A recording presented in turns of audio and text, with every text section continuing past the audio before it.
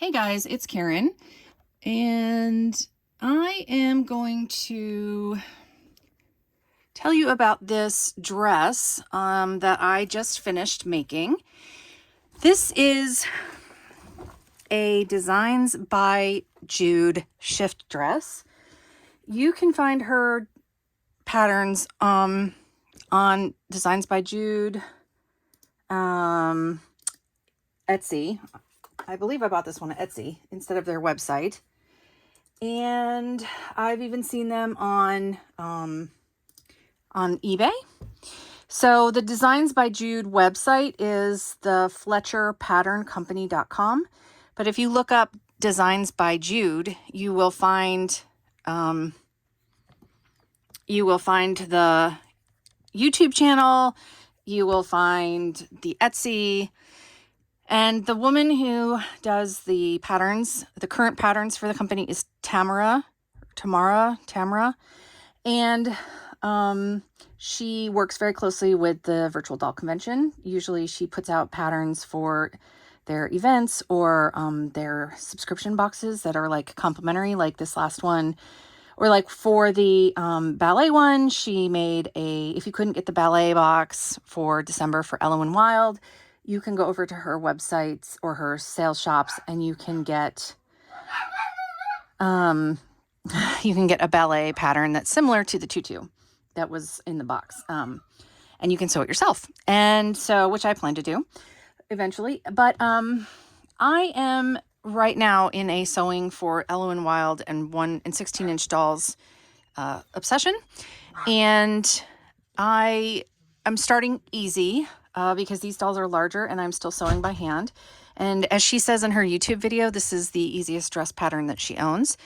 And I think it's super cute. It is not ironed. Forgive me. My iron is buried in this room and it's too big. I need to, for this space, I need to get one of those little craft irons until this room gets cleared out. But whatever. So, because my ironing board, my iron are all over there and there just is no room for it in here. Yeah. So I want to talk about this pattern. I usually get mine as the print, and then I trace them out. If I either print them or I trace them using my graphics tablet.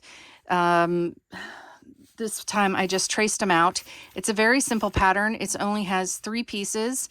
You do 2 backs and 1 front on the fold, and then you have to cut a lining. It's fully lined. Oh, and it does have, I'm sorry, it's not just 3 pieces. It has the collar. So you'd make 4 of these. Other than that, it's like super simple. I really like the pattern. I have some comments about, I'm going to make more of these. I have some comments about this that I would like to share. It's not necessarily a criticism. It's more like a taste thing. First of all, I really wish I could iron this. Secondly, I'm going to show you the dress is fully lined. You can see the interior completely lined all the way around inside. That's simple and easy to do, and her YouTube video is extremely easy to follow. I've closed it with, yes, I actually did spend the time to close this up. I don't like how the collar wasn't laying right, and I think that's not the pattern's fault. There's 2 things about that. One is the fabrics that I chose. I just raided my stash to get, a white lining and a pattern. Both of these are very thick quilting cotton, and I am not loving the weight of this and the thickness of this dress. That is on me. But again, I was just trying to test out the pattern, so I just grabbed whatever was around.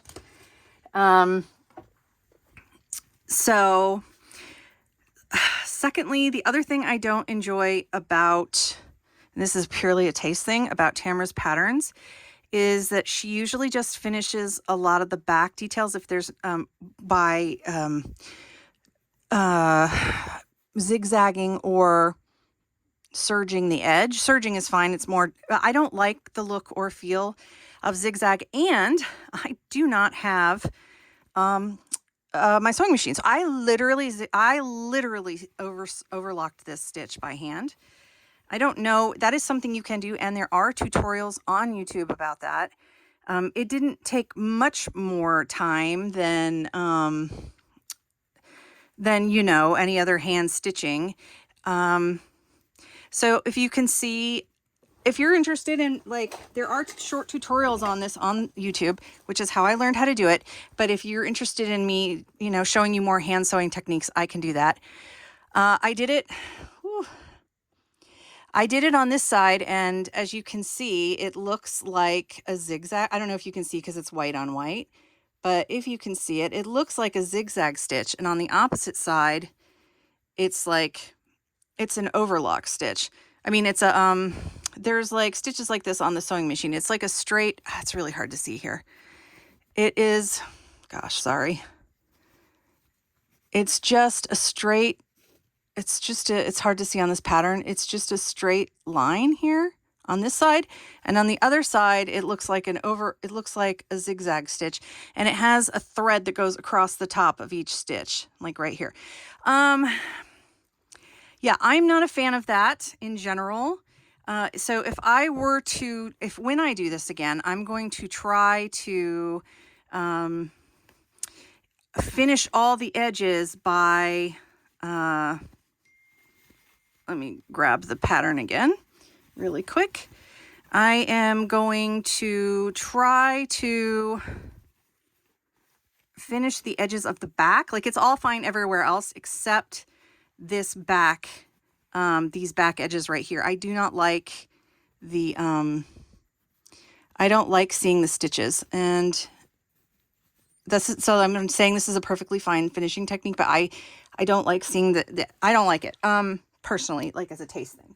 So what I'm going to do is, here's the back piece. When I try this again, this is the side seam, this is the armhole, and here's the back. You sew it up to here, and then you put your buttons. I'm going to add either 1/8 of an inch or a full quarter of an inch to this edge for the back closure, so that I can turn it over, or roll hem it, and then well, no, because it's lined. So yeah, what I'm going to do is, this is note to self for the next time I make this, I'm going to extend it out either 1/8 of an inch or a whole quarter of an inch, and then I'm going to fold. So I'll have two, pretend this is the same, pretend this is the fabric, and these are the same, like the two back sides. This is the front, but pretend these are two backs. So I will fold each edge under, and then I will top stitch them if it's my machine, or,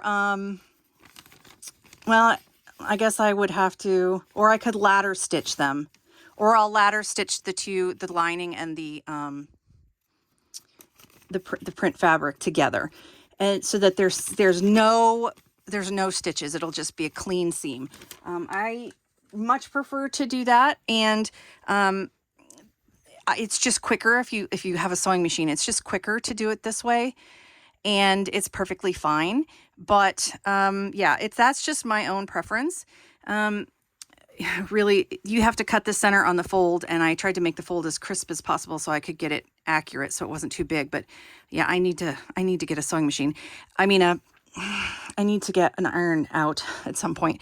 And the last thing I did on this, it's not perfect in the neck, because in the YouTube video, Tamara advises that that it should still meet here.